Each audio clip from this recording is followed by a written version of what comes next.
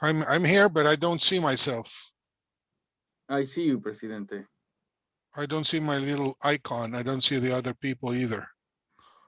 I don't either. So let me see.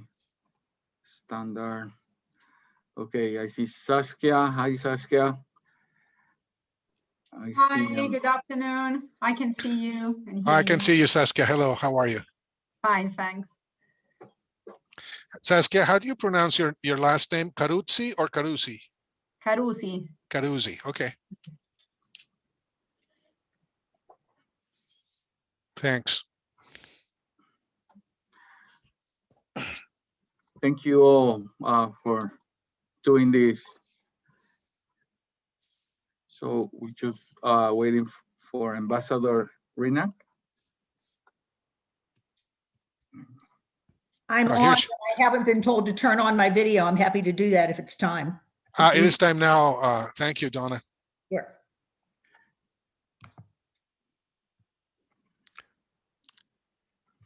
Okay, I think we're ready. So we are starting. Can we start? Yes, I think we're ready to go. Okay, yes. Okay, welcome back, everybody. We are online, back to our last session of the conference. And with me, we have President Luis Guillermo Solis Rivera, who will serve as a moderator.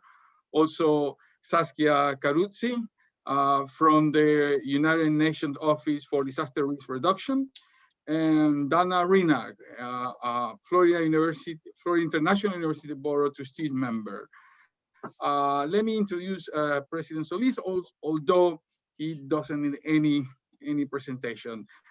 President Solis served as President of Costa Rica from 2014 to 2018. He's currently the interim director of the Kimberly Green Latin American and Caribbean Center at Florida International University. In 1984, 1984, he began his service to Costa Rica in the Foreign Ministry, leading Costa Rican delegations to the United Nations, the Organization of American States, and the European Union. He was the country's ambassador for Central American Affairs, and for 2 decades held the office of Secretary General of the Government National Liberation Party in Costa Rica. He previously taught at the University of Michigan, and in 1999 was a Fulbright Scholar at FIU. President Solis is a graduate of the University of Costa Rica and has a master's degree in political science and sociology from Tulane University. He has published more than 10 books and dozens of articles for professional journals. So you have just joined, all of you have just joined the panel of the role of the regional partners. And with that, le paso la palabra, Presidente. Muchas gracias, Jose Miguel. Good afternoon to all. Thank you very much for joining us in this last panel of what has been a very exciting day talking about resilience in Central America. And now we're going to be talking about what you talked about in the morning and also about the insights that we will get from our two very distinguished panelists. Allow me to present Saskia Caruzzi first, because she's going to present a video, which I think it's going to be very interesting for us to watch. Saskia Caruzzi is graduated in social anthropology from the University of Sussex and in integral risk management from the University of San Pablo in Guatemala. She has a master's degree in development studies from the Institute of Social Studies at The Hague with a specialization in local and regional development. She is currently External Relations Officer for the United Nations Office for Disaster Risk Reduction, Regional Office for the Americas at the Caribbean and the Caribbean, based in Panama, and is the focal point for communication, fundraising, and safe schools, providing technical assistant partners on the implementation of the Sendai framework for disaster risk reduction. She has extensive previous experience with working with international NGOs such as Oxfam and Cooperazione Internazionale, with 20 years of experience managing projects and programs in risk reduction in Latin America and North Africa. Saskia, thank you so much for being with us, and the floor is yours. Thank you very much. Good afternoon. So thank you, Guillermo Solis, and thank you very much for Donna Renak. I hope I'm pronouncing it well. And thank you very much for the Florida International University for the invitation to this very relevant seminar and workshop after the recent events in Central America. So as you said, I would like to share a video. The video is quite short, but it's to the point, and I think that it's relevant to what the discussion has been today, and also as a kickoff to this last conclusive panel. So the technical, I think I shared it yesterday. So I will mute myself.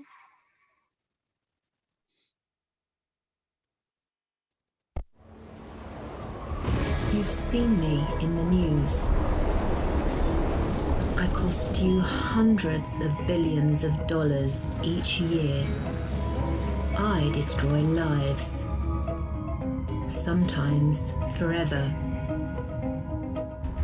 By now, you probably met me in person. Do I have your attention? So far, you have defended yourself, responded, tried to rebuild what I destroyed. You recovered, and eventually, you forgot. Disaster. Respond. Recover. Repeat. Disaster. Disaster. Respond. Respond. Recover. Recover. Repeat. Repeat. We have to break this vicious cycle. Recover better. Reduce risk. Build resilience. Focus on prevention. Prevention saves lives.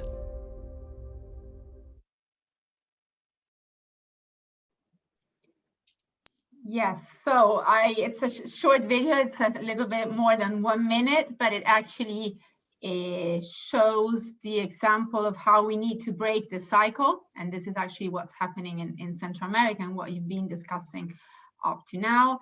Extreme events are also increasing due to climate variability, to a very complex, vulnerable situation, as we have seen in the discussions. And so what we need is to try and break the cycle and not to repeat. So try really to reduce disaster risk. And that actually means working very much together with development, with the Sustainable Development Agenda, and having a development that is the risk-proofed, that is informed by risk and risk sensitive. So every decision we take in all the dimensions of society, because disaster affects all the society, so we can reduce risk from infrastructure, from governance, from law, from community level, from education, from digital connection, from working with people on the move, with inclusion. So try to really embed it, disaster risk reduction within all our policy and at different levels.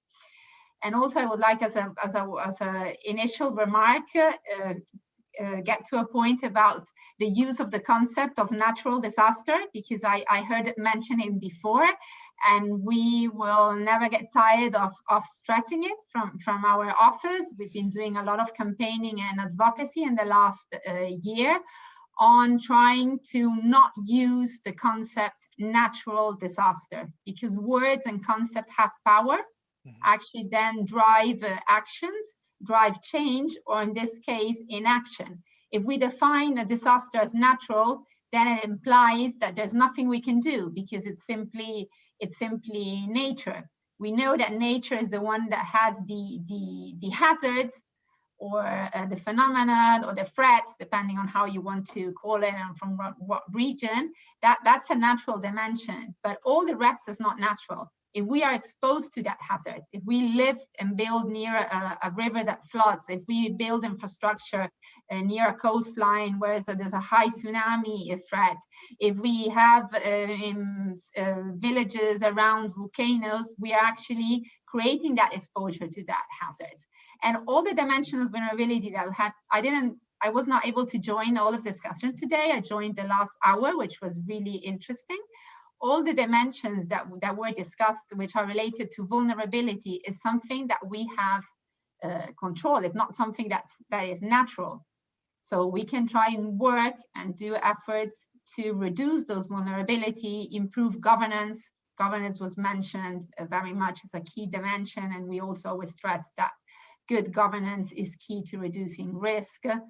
And so just try to stress the importance of not using the concept natural disasters, because that implies then that we are not going to have action and that it's just natural and there's nothing we can do around it. Thank you, Saskia. Our second distinguished member of this panel is Ambassador Donna Reinach. She is currently the Senior Vice President of the Royal Caribbean Group here in Miami. Before working at the Royal Caribbean Group, she also worked the Boeing Company, PepsiCo, and Kraft Foods, and she served as a strategic advisor at McLarty Associates.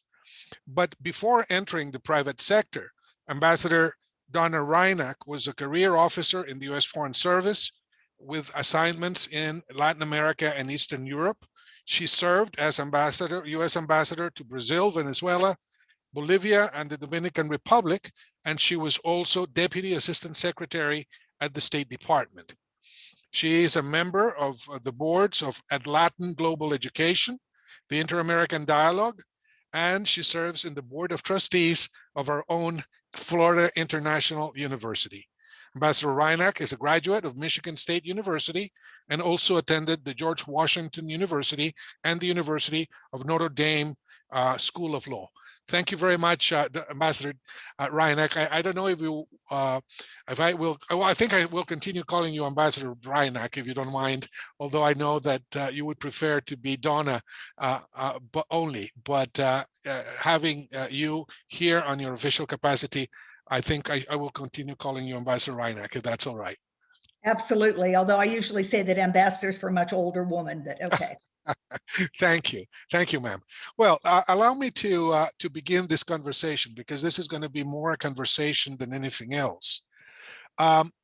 Picking up something that Saskia said, basically regarding the multi-casual relationships in dealing with extreme events and disasters in general. I mean, the reasons for this to happen and becoming real social disasters have to do with a number of events or of causes: structural, conjunctural. Some of them have to do with politics. Some other has to do with the economy. But all in all, resilience, lacking of resilience, all vulnerabilities result from these multiple sources of issues. And therefore, in order to deal with them, you also have to think in different approaches. You have to come to the solution of this from different places. I would like to ask Saskia about the international community first, and then ask Ambassador Reinach about the role of the private sector, because we have been talking a lot about the public sector, which, mind you, is a fundamental actor here. States, governments, municipal governments, and of course, the civil society. But what about the private sector? That is something I would like to pay some attention to, because we will see how complex this is and how it touches the private sector. But in terms of the multilateral organization, Saskia, and the role in putting together these efforts, what is their role? How do you think we can enhance that very fundamental function in dealing with these events? Yes, thank you very much. I first would like to recall the Sendai Framework for Disaster Risk Reduction, which is actually the mandate of our office in support its coordination and implementation. And this is a framework that was adopted in the Third World Conference in 2015 by member states in the city of Sendai. And it had a novelty compared to its previous, the YOGO frame of action. It has like concrete targets that countries want to achieve in 2030. And one of the 7 global targets is actually on increasing cooperation in disaster risk reduction. It's its target F, and it has a different dimension. It wants to increase international support through multilateral cooperation. in disaster risk reduction, increase bilateral cooperation, also including South-South, increase the transfer of technology for disaster risk reduction, transfer of knowledge, transfer of science and academy, capacity building, and also capacity building of statistical offices. So there's so many dimensions where there's support that can be provided for disaster risk reduction. And these are all the kind of different channels that the member states defined in the Sendai framework for disaster risk reduction, which is kind of the global policy on the way forward through its target F, which is one of the 7 global targets. Then, as you said, the causes of disaster is multi-causal. We are also in a situation where disaster risk is becoming more and more compound and simultaneous. We saw with the Hurricane Eta and Iota, it was simultaneous with the COVID crisis. And then you had one event with a week difference impacting the same region. So it makes it even more and more harder to prepare to it, to save life, which is the most immediate action, but also on how you reduce this risk, getting these more and more complex scenarios. As you mentioned, there's also a complex scenario of drought in the region, of all the migration, which are people who have a much more higher vulnerability. So what we try to do is work with regional organization. That was also, there was a question in the previous panel when I joined that was on the role of the intergovernmental regional organizations in all this, and actually was mentioning SICA, which is el Sistema de Integración Centroamericano, the Central American Integration System. So we try to work with them, provide capacity building, risk information, and all the action to try and influence a policy. For sure, the system has its weakness, but it is a system that compares to other sub-regions in the continent is very well established. So it is a system that manages to negotiate and to bring the countries together. It has a lot of challenges in terms on how to make effective policy across countries.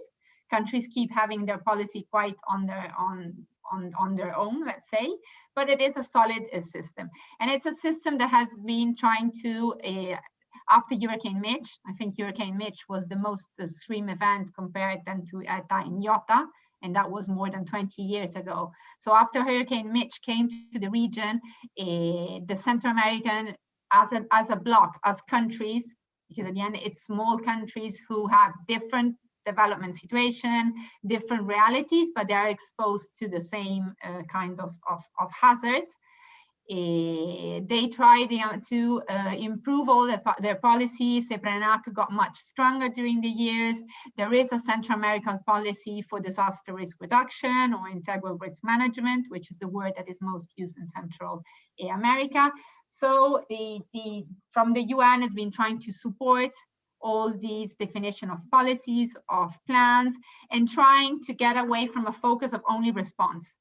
Because if we keep working only in response, then it's really, really difficult to work in all these other dimension and levels. And actually, just to conclude this part, there's much more also to say on our role, but I think that advocacy, pushing policy, plans, capacity building, putting forward risk information, risk knowledge to motivate decision making, and also create more synergy and exchanges with other regions to motivate learning and exchanges of best practice. But if we compare Hurricane Mitch to Iota and Eta, I think we can also see 3 important differences in what has happened in the region, and most of it is also for the support of extra-regional actors. We can see a difference in what policy and plans are in place, because when Hurricane Mitch, there was no Central America policy on risk reduction, on risk management. Countries did not have their own policy. Everything was most on from the military side. That was more on the response, because that was what was on that in that decade.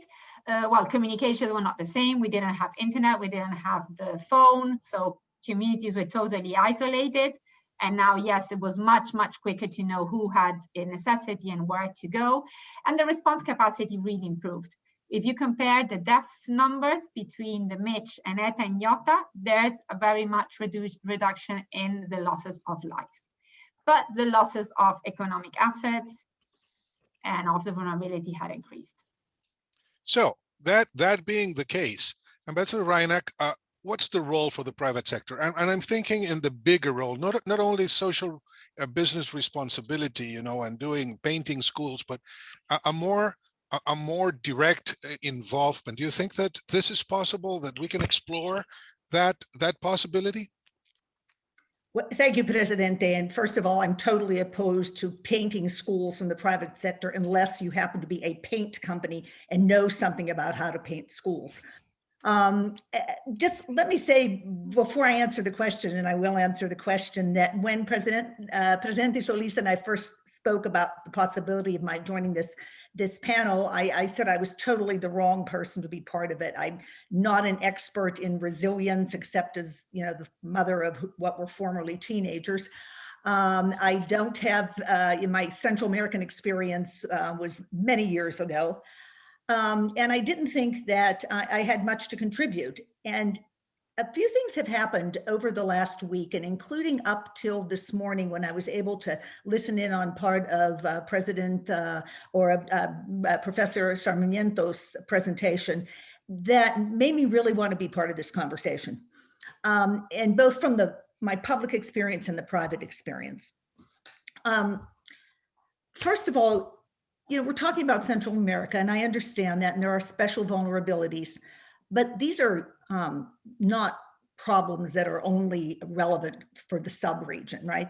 They're relevant for the whole hemisphere. They're relevant for the whole world, and that includes the United States. When I say something happened over the last week, watching some of the videos that came out of Texas last week and talk about bad policies contributing to vulnerabilities, they were showing families who were still waiting for funds, were still waiting for attention from Harvey, which took place 2 years ago. And you know, we like to think that we've got the answers in the States. We clearly don't have the answers. I don't think anyone has all of them. And so this just brought home to me how much we need to share solutions and a combination of best practices from other places and local solutions. Because if, you know, and this is a danger when you talk about extra regional actors, and I know because I've been one of those extra regional actors, right? You come in and you think that something you saw work in one country or even in one region in a country will work elsewhere, and it doesn't always. And so that local input is critical. And so I really want to be part of the conversation because I think this is something we can all learn from.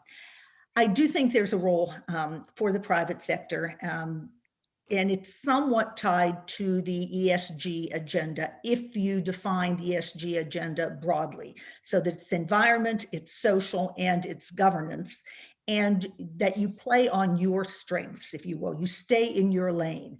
I don't think, you know, every private sector organization should go out and plant trees to address problems of the environment, for example. I work for Royal Caribbean.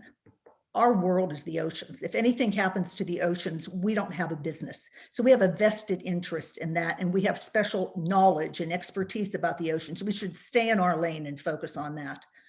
On the social side, we deal with a lot of local communities. And I think we're just understanding how the kind of impact we can have on those local communities. And again, I'm talking not just about in Central America, where we do make port calls, or the Caribbean, where we make lots of port calls, as our name might suggest, but even in small communities in Alaska, Key West, Florida, Bar Harbor, Maine. What kind of an impact do we as a company have on these destinations, as we call them? And what kind of obligation do we have to strengthening their governance in a way that will allow us to continue to do business? I mean, we're obviously, we have to make a profit, right? That's why we're in business. But I worked for PepsiCo, Indra Nooyi, where she talked about performance with purpose. It's not enough at PepsiCo. She's not enough to just make a profit. You have to have another reason to be a good social citizen, a good global citizen as a private sector company. So I think it starts with the G, actually. It starts with good governance within the company, and an understanding of what your responsibilities are and the mistakes you might be making. And, if anybody wants to talk about the cruise industry, I'm happy to do that. I'm relatively new to the industry, but I know it gets a bad rap, and sometimes that bad reputation is deserved. Other times it's not. But I do think that it comes from governments first, thinking about how your business is organized and what you can do. And then it gets into the social and environmental aspects of how do you work with the local communities to get these things done. And that's where, after 30 years in government and about not quite half that yet in the private sector, that's the big difference. The private sector can get things done quickly. We know how to execute. We don't have to wait for the interagency process. We don't have to wait for votes of a multitude of countries that may have different agendas when deciding on an issue. And so I think if we can bring that spirit of good management to governance, to public policy making, I think we have an important role to play. Thank you very much. I would like to keep on talking a little bit about this governmental issue, the governance and the good government, both together. Saskia, your partners, your natural partners in multilateral organizations are governments. And so there is broad dissatisfaction with governments. Mine in 2014 and 2018 and everybody else's. There is a dissatisfaction with democracy as it works in Latin America mainly. Should not be easy to work with governments these days with so much tension internally going on. But how can you improve that relationship, turning sometimes an adversarial relationship in a working relationship that would be positive in the management or in risk management? What's your experience in this regard, Saskia? Yes, thank you very much. I really appreciate the emphasis on governance, because we actually have been stressing the importance of governance for disaster risk reduction, because you really need that element to be able to reduce risk across all of society, across the different level at territorial, from the local level, municipal, district, and the national level. So yes, we work with governments. Governments are our key partners, governments and interregional organizations as well, because that for us is a very important alliance, especially as a region of Central America, as I said before, has this institutional framework already set up for regional work, and also because our office is a regional office, so we try to support our regional counterparts like Seprenac, Sedima, Caprade, and other regions to then support a country. Countries have different level of interest, of engagement, different level of priorities also, depending on how what government is there, how it changes. In some countries, there's also a challenge of high turnover of technical staff. So it's not only the political staff, the political figure that changes, which is correct in a democratic system, but also the technical staff. So that sometimes brings some challenges, because you have to start all over the capacity building process. Another way also, which is really important, relates to the private sector, is working with other partners. Working with the academia, then science and technology, that have a key role in supporting partners in actually drafting policy and implementing policy, in bringing concrete data and evidence. And the private sector, actually the Sendai frameworks recognizes the role of the private sector in disaster risk reduction. And as the ambassador just said, it has a real important role, which goes much beyond painting and social corporate responsibility. And one of the roles is to work together with government and public-private alliance, and in supporting with its expertise and with capacity to mobilize resources, human, financial resources, with all its quicker capacity, but to work together in alliance with the the public sector. So it's another key dimension to work with all the other partners, be it intergovernmental partners at regional, sub-regional level, and being it other partners, which are the private sector. Civil society holds as a key role, a women's group that work at community level, also the news, the media, the journalist sector. They are all supporting us in this endeavor to work together with government and actually to implement disaster risk reduction policy that are linked to the sustainable development agenda. And also when we talk about governments, it's important that we are trying to work with all the sectors, because as I said at the beginning, disaster affects all the sectors of society. So it's not working only with the DRR mandate agencies that in the case of Central America have a challenge because they're also the response agencies. So they're much more focused on response, COPECO, CONRED, they are all very much focused on that part. So they have more challenges when it has to work with disaster risk reduction. But that means also working with Ministry of Education on how you reduce risk and save schools, working with ministers of finance to have DRR financing, working with infrastructure and public works to have infrastructure that resists, working with agriculture, which is a very important area in Central America. So it's working also with government in a multi-sectoral and intersectoral way. Ambassador Reinach, you've been on both sides of the issue. You mentioned correctly, sometimes you were an ambassador, you had to channel aid as a decision maker in Washington. You had to face these issues regionally. And then now, as a leader in the private sector, you see opportunities for this. Let me mention some areas or some sectors, business sectors that I find particularly vulnerable to these events. These events produce migrations, and migrations affect not only international migrations, obviously the United States, etc., when they come all the way here, but there are also south-south migrations. Tourism, that's another one, that's a big one.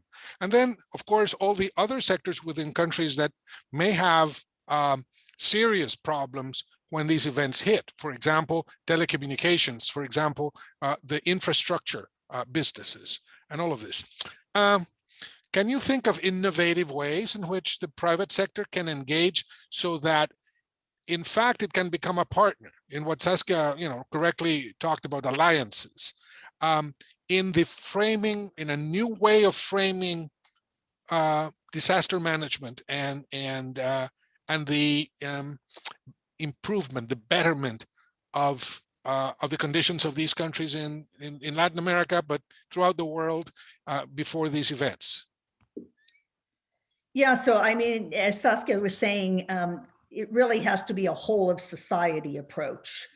Civil society, particularly important. And in the my government experience, we spent a lot of time when you're working with USAID or be it the National Endowment for Democracy to build up a strong civil society. And I think that can make a key difference if you have an organized civil society that has a voice and can influence governments in a way that really no outside actor can. And that can be true also of the local private sector. It's fine for big multinational companies to come in, be that for recovery or for long-term investment, but that local private sector, the domestic private sector, has to also play an important role.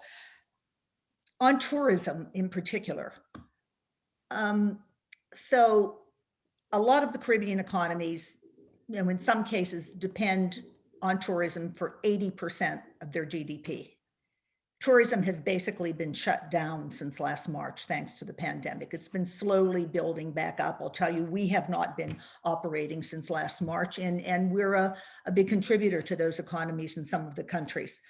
So I think one issue is also the private sector making sure that the voices of these countries that maybe don't get the attention all the time, in Washington in particular and other capitals around the world, that we can speak for them too. It affects us, but it also affects our partners. And I really believe they are our partners. We share good times and bad. And sometimes we can give a voice in capitals or in multilateral organizations that it's hard for smaller countries to do. I also think we can set examples. You know, I spent all those years I spent in government, I have to say I developed a great admiration for the US private sector, which I often saw setting the standards. Yeah, there were some awful cases too, but in general, the US private sector does a pretty good job of being a good citizen.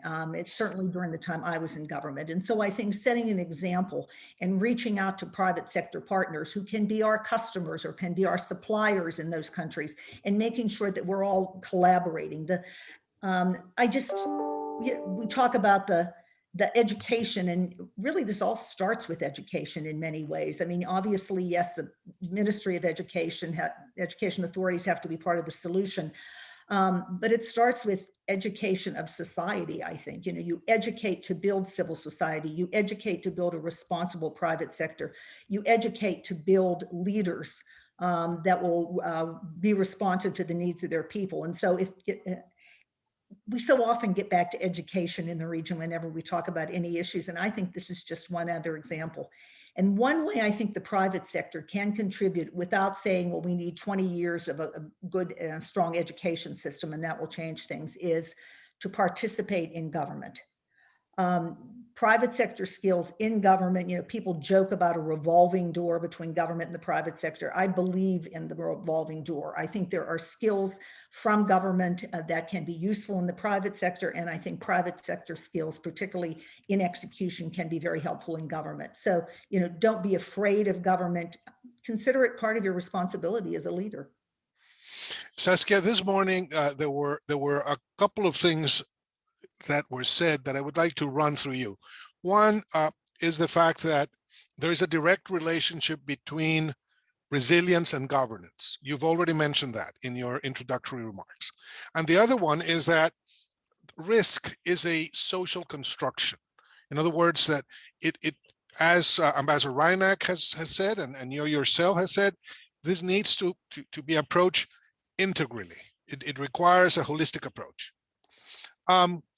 On the first matter, resilience and governance, you've mentioned the importance of engaging not only the government, the state agencies and the interregional agencies, but also the communities and science and the academia. What else can you say about this relationship? Because I find that most of what we need to do goes beyond obviously the immediate. It has to do with a larger issue, even a vision, a national vision or regional vision, the vision thing, as it was called a few decades ago. How do you see that? This social construction as a part of a larger responsibility that we have? Yeah, you brought up many elements in this question and comment, which are really to the core on how we manage to reduce disaster risk. So that risk of social constructors is actually the other coin that disasters are not natural, because they're actually the most important element that creates a disaster is the vulnerability, and that is it is mostly socially constructed. So I think that's a very important element. And then that's the link to, as I said in my opening remarks, on with the Sustainable Development Agenda. We need to embed risk in the DNA of all the development actions. But the problem is that most time decisions are taken for short term. Somebody says, no, but it will not happen in my period, in my mandate. So this is going to be more expensive. And it's full of studies that show that if you actually spend a little bit more in your investment, this will then save you up to 15 times once you have to respond. It will protect your investment, be it from the private sector or being it from the government and the public sector. So we need to embed it and invest more in disaster risk reduction when we are creating a new development project. And then we need to reduce risk that has already been created. And Central America has a lot of risk. Actually, risk is created at a faster pace than the development efforts. So with all these, its complexity dimension that it has. So the rate is always like it has to go faster and faster because risk is increasing, and all our effort to reduce it are going like slower. That how this risk improves with all the variable that has been discussed today: climate change, social problems, governance weakness, acceptance of policy, how much do we then invest in policies and in plans that have been made. So that's how we need to try and move forward, embedded risk in all decisions that have been made and reduced existing risk. And as you also brought up, the relation with the science and technology and the academia. This is something that we need to, and that we are trying actually to work it. We have a regional group that is called STAG, the Science and Technology Regional Group, because a lot of information, a lot of evidence is produced by the academia and by the scientific entities, but most time this evidence is not taken into account when policy is drafted and when public investment is made. So we need to kind of make this bridge stronger, that all this evidence is being produced.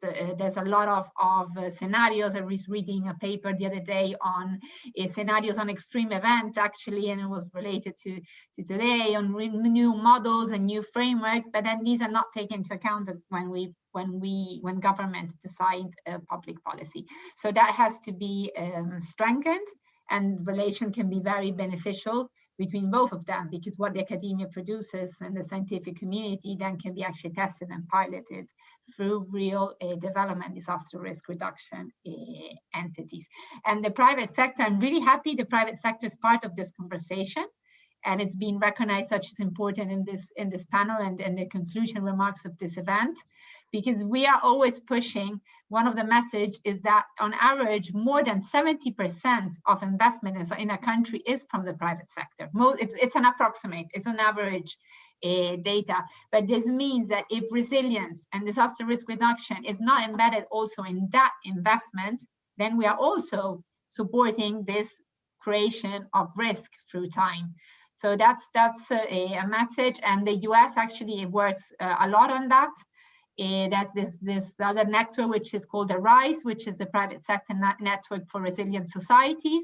It has a national network in the US that is pushing a lot on the insurance sector, on the infrastructure, on the housing, and really create a resilient investment. Thank you, Madam Ambassador. Let's move on to the future.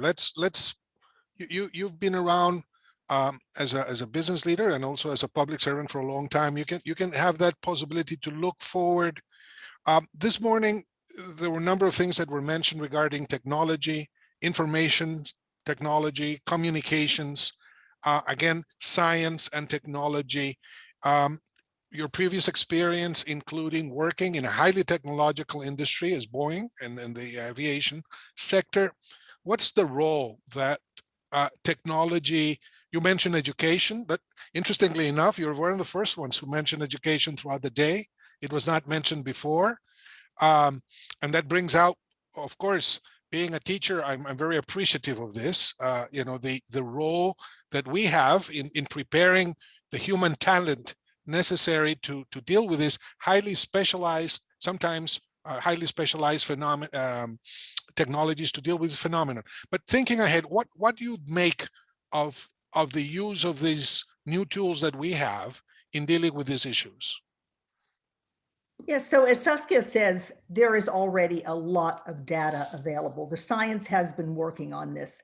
The gap is getting the science into the decision-making process. And that's where I'm afraid too often the communication breaks down, either because the scientists aren't able to present it in a way that's appealing or understandable to lay people, and I have some appreciation for that, or because it doesn't match what the public policy agenda is at that time. And Saskia talked about politicians who say, well, if this doesn't happen in my mandate, I don't want to do it. And, there's nothing like inaugurating a bridge to make a politician happy, right? And we've all seen that. But the private sector is also afflicted with that because, we have quarterly reports, right? We have to go to Wall Street and explain how we made our money and how we spent our money. And so we also have too much of a short-term agenda. Science can give us a longer-term view. And I think that's how maybe we could get some of the thinking to change when dealing with these issues. You see how long it takes to recover from a disaster. You see how many years that disaster, not natural, that disaster was in the making and all the factors that contributed to it. The data is there. And it's a matter of education for the policymakers, for the politicians, for the private sector. And at the end of the day, it's a cost benefit analysis and a return on your investment, right? If you make the investment today, here the data shows that this is what the payback will be next year or 5 years down the road or 10 years down the road. And putting it in stark terms, you'll have a better message for your stockholders than if you had not made this investment today. Absolutely. Saskia, one of the things that has been repeated throughout this conference has been the necessary approach from the capacity building side. And obviously that has to do a lot with technology as well. I mean, this cannot be solved in one action, in one act. You cannot buy the radars and have the technicians and do the roads, and you have to build up. And this is a gradual exercise. How do you frame the issue of capacity building? You have to work with this every time from your office. And then you see, people that you form, they go away to other activities. They don't stay in government either because they find better opportunities abroad or because of political changes. It's a crucial matter, and capacity building ultimately may mean the successful or unsuccessful administration of a crisis of this, like the ones we've seen. What's the weight you attribute to capacity building within this area? Yes, capacity building, it's very important because, well, it goes together with the transfer of more technological resources, or also the drafting of policies and plans.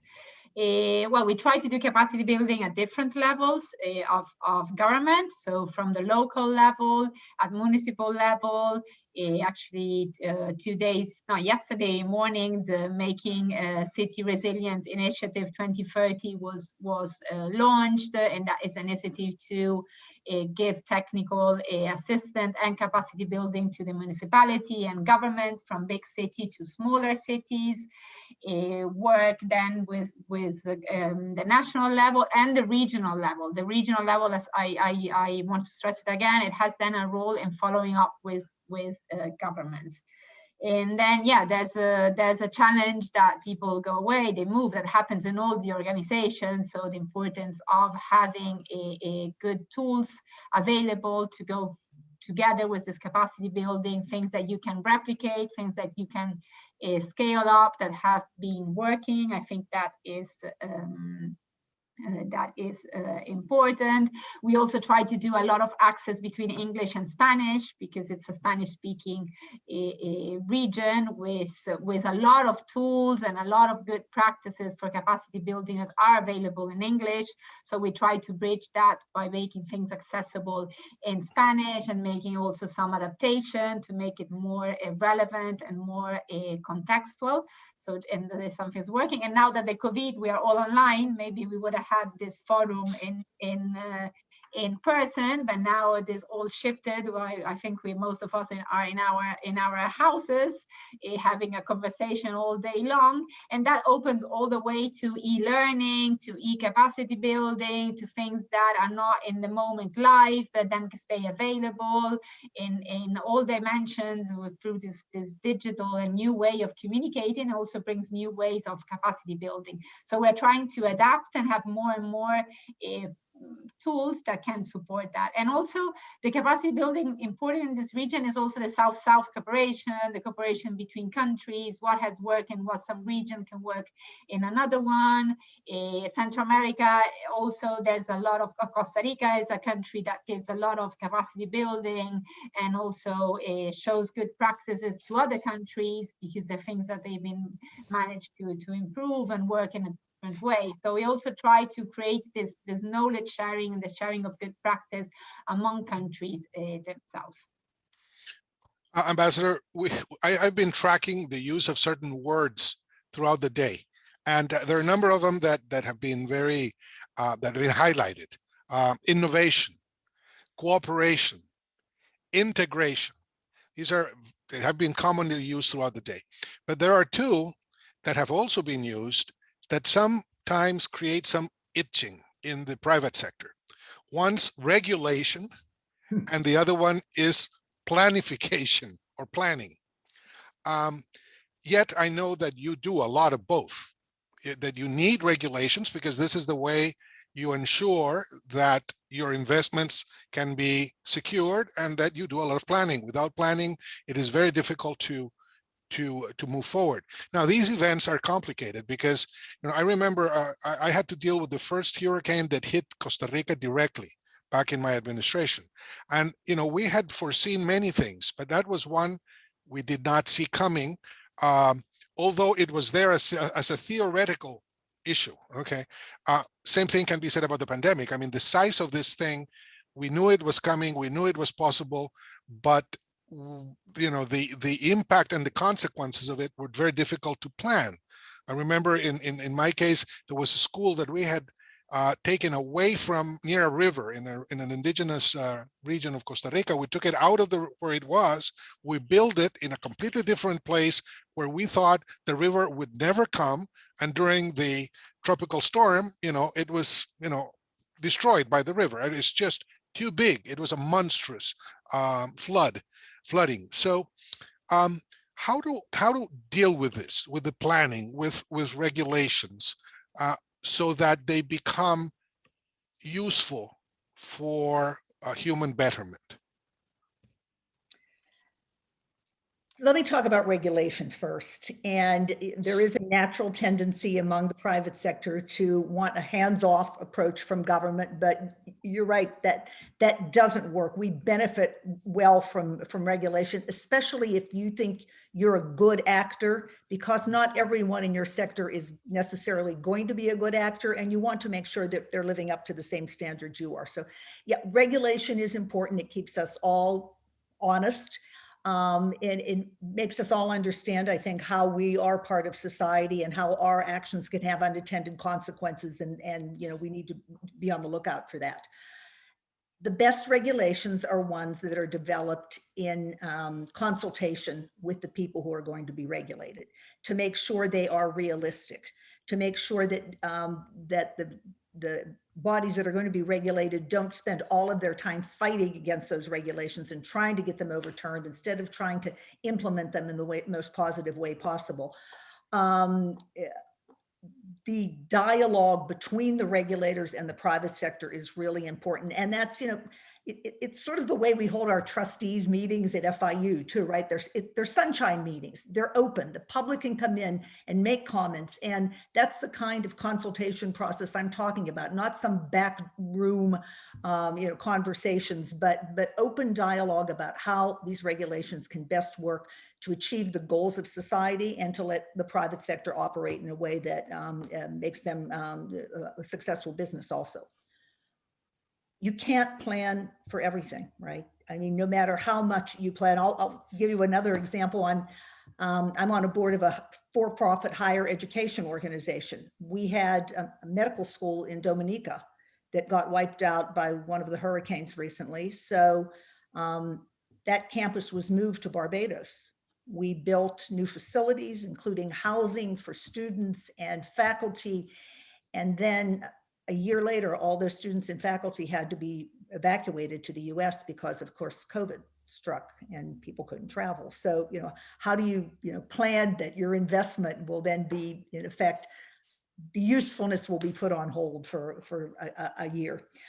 But what I think you can plan is plan for agility.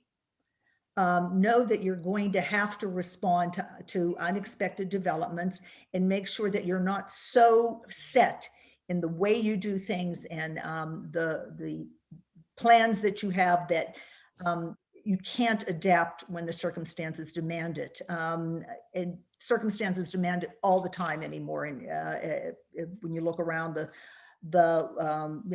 way the world operates now, the technology is different, but the threats are different, the risks are different too. You have to be agile.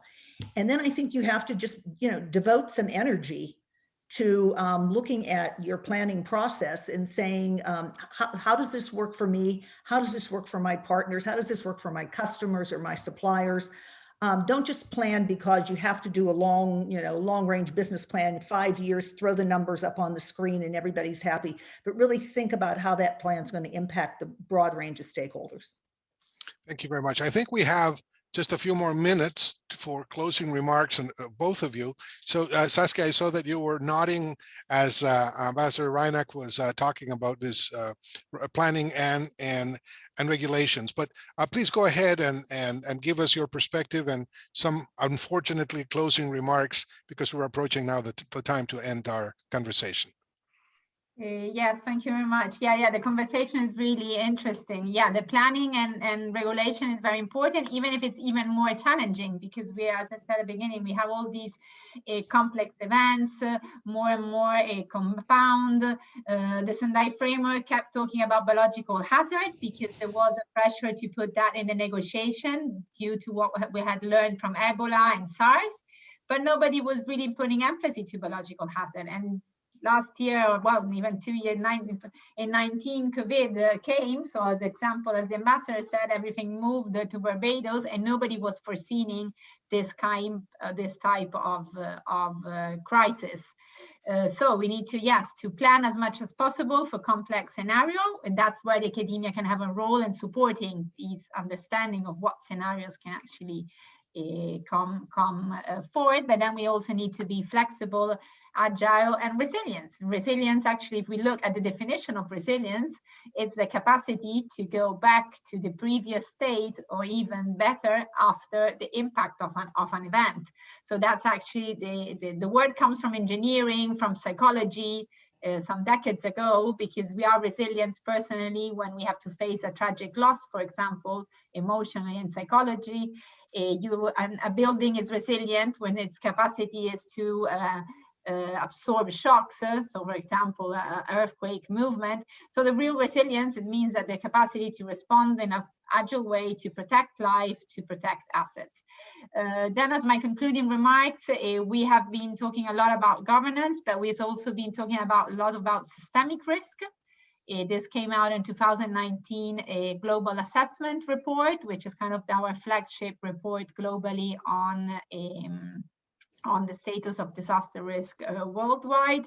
We are going to publish in the following months the regional assessment report, which gives an overview on the Latin America and the Caribbean.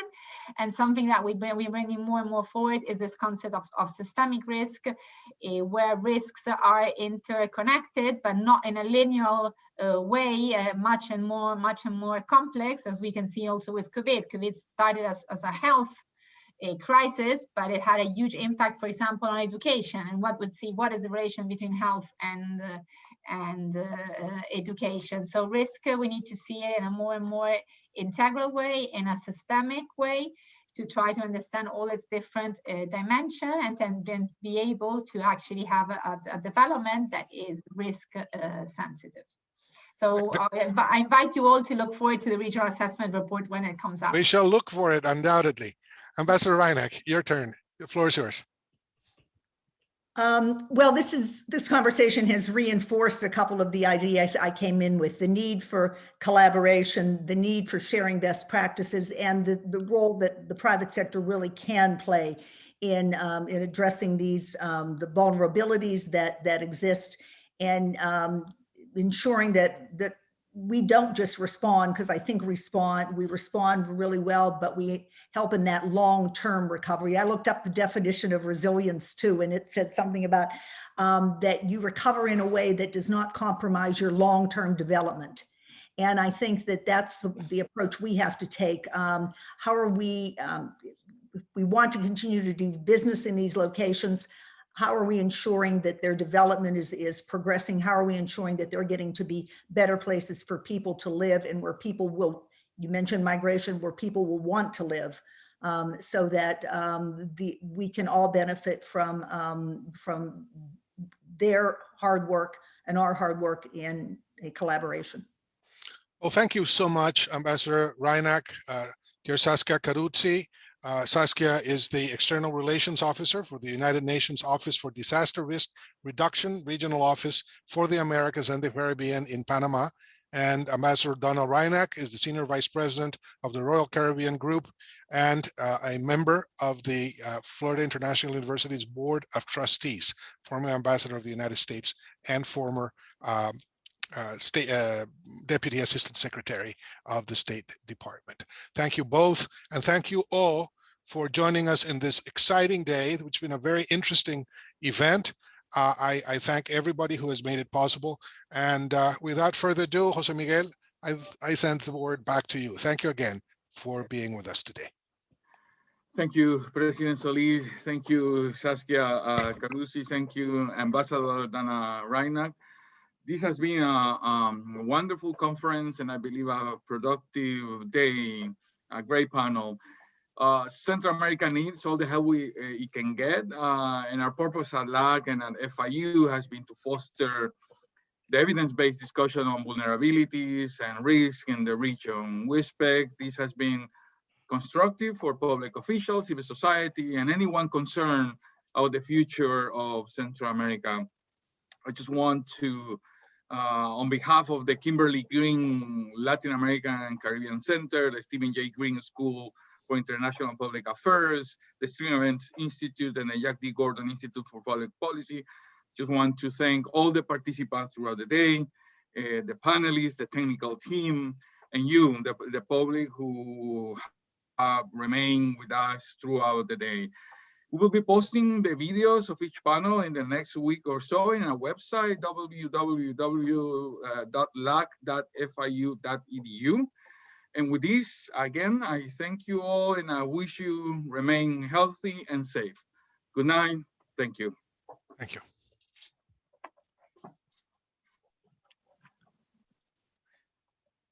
Gracias. Thank you. Thank you, everyone. Thank you. Thank you.